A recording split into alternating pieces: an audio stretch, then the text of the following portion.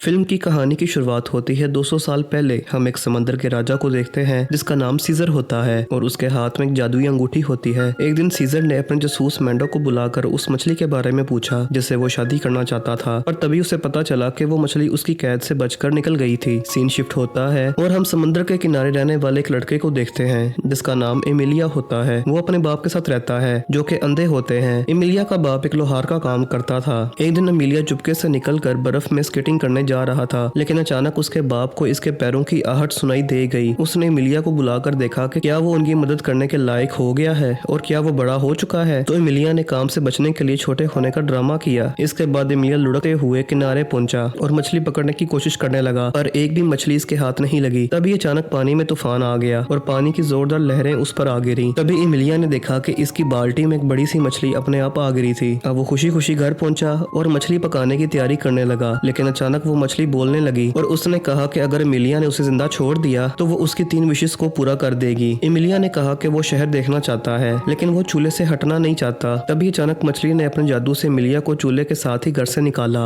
और सीधा शहर की तरफ ले गई। एमिलिया तो बेचारा डर के मारे चूल्हे से ही चिपका रहा और उसे देखकर आम लोग भी काफी घबरा गए। अब एमिलिया को बहुत ठंड लग रही थी, इसलिए उसने अपनी दूसरी विश भी मांगकर कहा कि वो चाहता है कि अभी की अभी गर्मियां शुरू हो जाएं। उसी पल सारी बर्फ पिघल गई और चारों तरफ घास ही घास आ गई। पूरी सड़क भी पानी से भर गई और जब एमिलिया जैसे बाहर निकला तो वो काफी परेशान था क्योंकि उसने 2 विशेस ऐसे ही वेस्ट कर दी थी। तभी अचानक उसका सामना कुछ डाकुओं से हुआ। इन्हें एमिलिया के पास कोई कीमती चीज नहीं मिली तो वो उसकी बाल्टी ही उठाकर ले जाने लगे, लेकिन एमिलिया किसी भी हालत में उस मछली को खो नहीं सकता था, इसलिए वो बाल्टी छीनकर भाग गया और उस मछली को नदी में फेंक दिया। लेकिन जल्द ही डाकुओं ने उसे फिर से पकड़कर दरख्त के साथ उल्टा लटका दिया। बाद में उसने नदी की तरफ से एक लड़की को आते हुए देखा तो वो भागकर उस मछली को ढूंढने के लिए नदी के पास गया, लेकिन अफसोस कोई फायदा नहीं हुआ। तब उस लड़की ने अपना नाम वेसेलिसिया बताया और उसकी आवाज सुनते ही एमिलिया पहचान गया कि यही वो मछली है। अब एमिलिया ने उसका स्कार्फ चुरा लिया ताकि वो भाग ना सके और अपनी तीसरी विश मांगने को तैयार हो गया। उसने कहा कि वो रशिया के बादशाह जार की बेटी शहजादी अनीसिया के साथ शादी करना चाहता है। उधर शाही महल में शहजादी अनीसिया इंग्लैंड के राजकुमार लॉर्ड रोथमन के साथ थी। रोथमन उसे तरह तरह के बेशकीमती तोहफे देकर खुश करने की कोशिश कर रहा था। उसने शहजादी को एक ऐसा बाजा दिखाया जिसे अंदर से एक बोना आदमी बजाता था और सबको लगा कि ये अपने आप बाजा बज रहा है। जल्द ही एमिलिया और वेसेलिसा भी जार के महल में आ पहुंचे और उनकी बातें सुनने लगे। तब जार ने रोथमन को नीचा दिखाने के लिए कहा कि ये बाजा तो कुछ भी नहीं है, उसके पास तो एक ऐसी बिल्ली है जिसका गाना सुनते ही लोग खुद ब खुद नाचने लगते हैं। ये सुनकर रोथमन ने कहा कि वो भी ऐसी बिल्ली देखना चाहता है। तभी अचानक एमिलिया कूद कर वहाँ आया और उसने कहा कि वो इस जादुई बिल्ली को पकड़कर ला सकता है, लेकिन बदले में शहजादी अनीसिया को उसे शादी करनी होगी। ये सुनकर शहजादी हैरान रह गई, पर जार उसकी बहादुरी देकर बहुत खुश हुआ और वो एमिलिया की शर्त मानने के लिए राजी हो गया। अब एमिलिया उस बिल्ली को ढूंढने के लिए निकल गया, पर वेसेलिसा ने उसे समझाया कि उस बिल्ली को पकड़ना इतना आसान नहीं होगा। जब भी उसे कोई इंसान मिलता है तो वो बिल्ली उसे अपनी पसंद का गाना चुनने को कहती है। अगर वो बिल्ली दुख भरा गाना गाती है तो वो आदमी वहीं रो रो कर मर जाता है, और अगर बिल्ली खुशी वाला गाना गाती है तो आदमी अपने आप नाचने लगता है और तब तक नाचता रहता है जब तक उसकी मौत ना हो जाए। लेकिन एमिलिया फिर भी पीछे नहीं हटा और जल्द ही वेसेलिसा के साथ घने जंगल में पहुंचा। आखिरकार वो काफी मुश्किल रास्ता पार करते हुए उस बिल्ली तक आ पहुंचा। बिल्ली ने उसे गाना चुनने को कहा तो एमिलिया ने दुख भरा गाना चुना। जब बिल्ली ने गाना गाया तो अचानक एमिलिया भी उसके साथ गाना गाने लगा, क्योंकि ये वही गाना था जो बचपन में उसकी माँ उसे सुनाया करती थी। जब बिल्ली ने देखा कि एमिलिया को इस गाने से कोई फर्क नहीं पड़ा तो वो रोने लगी और आखिर में एमिलिया के साथ चलने को तैयार हो गई। वहीं दूसरी तरफ वेसेलिसा को सीजर का जासूस मेंढक मिला। मेंढक ने उसे बताया कि शादी की सारी तैयारियां हो चुकी हैं। ये सब सुनकर एमिलिया को कुछ समझ नहीं आया तो वेसेलिसा ने उसे बताया कि एक बार सीजर ने उसे शिकारी के जाल से बचाया था, इसीलिए वेसेलिसा पर उसका कर्ज है और अब सीजर बदले में उससे शादी करना चाहता है। खैर फिर वो जल्द ही शाही महल पहुंचे जहाँ लॉर्ड रोथमन शादी के लिए शहजादी अनीसिया का हाथ मांग रहा था और तभी एमिलिया बिल्ली के साथ अंदर घुस गया। जल्द ही बिल्ली ने गाना बजाना शुरू किया और सब लोग अपने आप नाचने लगे। तब जार ने उस बिल्ली को कहीं दूर ले जाने का हुक्म दिया। वो एमिलिया की बहादुरी से काफी इम्प्रेस था, लेकिन अब शहजादी शर्त के मुताबिक एमिलिया जैसे काम इंसान से शादी नहीं करना चाहती थी, इसीलिए उसने एमिलिया को एक और खतरनाक काम देने का फैसला किया। फिर रात को शहजादी अपनी माँ जरीना की आत्मा से मिली तो जरीना ने उसे एमिलिया के लिए एक बहुत खतरनाक काम बताया। फिर अगली सुबह लॉर्ड रोथमन अपने इंग्लिश जूसर से जार को खुश करने की कोशिश कर रहा था। इसके अंदर भी एक बोना आदमी था जो फलों और सब्जियों का जूस बनाकर बाहर निकलता था, और इस अनोखे जूसर को देखकर जार तो काफी हैरान था। और तभी शहजादी ने वहां आकर अपनी अगली शर्त रखी, जिसे टेबल पर रखते ही कोई भी खाने की चीज उसी वक्त हाजिर हो जाए। फिर जार ने एमिलिया को बुलाकर उसे कपड़ा ढूंढने का जिम्मा दिया। जल्द ही एमिलिया और वेसेलिसा इस कपड़े की तलाश में निकल पड़े। तब रास्ते में वेसेलिसा ने उसे उसे बताया कि ये जादुई कपड़ा दो भाइयों के पास है। फिर कुछ देर बाद वो एक छोटी सी झोंपड़ी पर रुके और वहाँ रहने वाले बूढ़े आदमी से थोड़ा खाना मांगा। तब बूढ़े आदमी ने उन्हें थोड़ा सा खाना देते हुए कहा, इस बार फसल अच्छी नहीं हुई, इसलिए उसके पास खाने के लिए ज्यादा कुछ नहीं है। ये सुनकर एमिलिया को बहुत बुरा लगा, पर वैसिलिसा ने बूढ़े आदमी और उसकी वाइफ की वफादारी की तारीफ करते हुए कहा कि वो दोनों एकदम सुई और धागे की तरह हैं, जो एक दूसरे को पूरा करते हैं। इसके बाद काफी देर चलने पर वो पत्थरों के शहर में पहुंचे, जहाँ दो आदमी लगातार खाते ही जा रहे थे। वो दोनों इस तरह खा खा कर जिंदगी से तंग आ चुके थे और चाहते थे कि काश कोई यहाँ आकर ये कपड़ा ले जाए। तब एमिलिया ने उनके पास जाकर कपड़ा चुराने की कोशिश की और दोनों भाइयों ने उस पर नारियल फेंक कर उसे बेहोश कर दिया। फिर वैसिलिसा ने जाकर उनसे पानी मांगा और जब उन्होंने पानी में अपना अक्स देखा तो उन्हें बहुत पछतावा हुआ। उन्हें याद आया कि वो पहले बहादुर सिपाही थे जिन्होंने टर्की के सुल्तान का मुकाबला किया था और अब वो इतने मोटे हो चुके थे कि चलकर यहाँ से बाहर तक नहीं जा सकते। पर ऐन वक्त पर उनका इरादा बदल गया, लेकिन तब तक वैसिलिसा बड़ी तेजी से कपड़े और एमिलिया दोनों को लेकर वहाँ से फरार हो गई। बाद में जब एमिलिया को होश आया तो उसने अपनी होने वाली वाइफ शहजादी एनीसिया के लिए फूल तोड़े। तब वैसिलिसा ने उसे समझाने की कोशिश की कि शहजादी तुम्हें जान से मारना चाहती है, पर एमिलिया उसकी बात सुनने को राजी ही नहीं था। उसने वैसिलिसा को एनीसिया के लिए लिखी हुई अपनी कविता सुनाई, जिसके आखिर में वो उसे प्रपोज करेगा। तो वैसिलिसा उसमें इतना खो गई कि उसने ही शादी के लिए हाँ कह दी। पर तभी उसने अपने ख्यालों की दुनिया से बाहर आकर कहा कि तुम्हें किसी और से शादी करनी चाहिए, उस नकचड़ी शहजादी से नहीं। खैर बाद में जब वो कपड़ा लेकर शहर पहुंचे तो जार और शहजादी एनीसिया को खबर मिली कि एमिलिया कपड़ा लेकर लौट आया है। जार और एनीसिया जल्दी से बाहर पहुंचे तो उन्होंने देखा कि एमिलिया सारे शहर में लोगों को मुफ्त का खाना बांट रहा था। बाद में शहजादी एनीसिया ने कहा कि वो एमिलिया से शादी के लिए तैयार है, पर उसकी एक आखिरी शर्त थी, जिसके मुताबिक एमिलिया को शहजादी एनीसिया की मर चुकी माँ जरीना की आत्मा से उनकी शादी के लिए इजाजत लेनी होगी। अब एमिलिया एक बार फिर से उनकी शर्त पूरी करने के लिए राजी हो गया। रात को वैसिलिसा ने उसे मरे हुए लोगों की दुनिया में जाने का रास्ता बताया, पर उसने एमिलिया को आगाह करते हुए कहा कि आज तक कोई भी वहाँ से लौटकर नहीं आया। लेकिन एमिलिया फिर भी डटा रहा। फिर रास्ते में वो दोनों एमिलिया के बाप से मिले, पर एमिलिया बिल्कुल चुप रहा ताकि उसके बाप को पता ना चले कि वो यहाँ मौजूद है। इस दौरान उसके बाप ने वैसिलिसा के सामने एमिलिया के बारे में सारी अच्छी बातें कही। जल्द ही उन्हें एहसास हो गया कि एमिलिया भी यही है और उन्होंने उसे आवाज दी। तब एमिलिया ने अपनी सारी शरारतों के लिए उनसे माफी मांगी और वैसिलिसा से अपनी आखिरी विश मांगने का फैसला किया। वो चाहता था कि उसके बाप की आंखों की रोशनी वापस आ जाए और वैसिलिसा ने उसकी विश पूरी भी कर दी। बाद में जब वो दोनों नदी के किनारे पहुंचे तो एमिलिया ने वैसिलिसा का शुक्रिया अदा किया और उसका स्कार्फ लौटा दिया, पर वैसिलिसा फिर भी उसके साथ आगे बढ़ी और जल्द ही दोनों मुर्दों की दुनिया में पहुंच गए। फिर वहाँ का राजा कुसाई उनसे मिलने आया तो यहाँ एक राज खुलता है कि वैसिलिसा असल में उसकी बेटी थी। एक बार वैसिलिसा ने एक बहुत बड़ी गलती की थी तो कुसाई ने उसे मछली बना दिया था। फिर वैसिलिसा ने कुसाई को जरीना की आत्मा को बुलाने को कहा। जब जरीना की आत्मा वहाँ आई तो उन्हें पता चला कि उसे भूखे रहने की सजा मिली थी, जिस वजह से उसकी मौत हो गई। अब एमिलिया ने कहा कि मैं आपकी बेटी से शादी करना चाहता हूँ, पर जरीना ने साफ इनकार कर दिया। लेकिन अपनी बेटी वैसिलिसा की मदद करने के बदले कुसाई को लगा कि मुझे इस लड़के की मदद करनी चाहिए, तो उसने जरीना को खाना देकर उसकी शराब हटाने की बात कही, जिसके बाद आखिरकार जरीना शादी के लिए राजी हो गई। उधर जार ने ये देखा तो वो बहुत खुश हुआ। उधर वैसिलिसा ने अपने बाप को अलविदा कहा तो उन्होंने कहा कि यहाँ से निकलते ही एमिलिया ने जो कुछ भी देखा वो सब कुछ भूल जाएगा। ये सुनकर वैसिलिसा एमिलिया की और दुख बड़ी नजरों से देखकर मुस्कुरा रही थी। अगली सुबह एमिलिया की आंख खुली तो वो वैसिलिसा को भूल चुका था। वो किनारे पर आते ही भाग गया और वैसिलिसा फिर से मछली बनकर नदी में चली गई। इसके बाद एमिलिया शहजादी के पास पहुंचा, लेकिन उसने कहा कि उसे किसी और से प्यार हो गया है, लेकिन उसे ये याद नहीं है कि आखिर वो कौन है। ये सुनते ही शहजादी ने खुशी खुशी एमिलिया को गिरफ्तार करने का हुक्म दे दिया। इसके बाद उसे चौराहे पर ले जाकर ऐलान कर दिया गया कि उसने जो भी कारनामे किए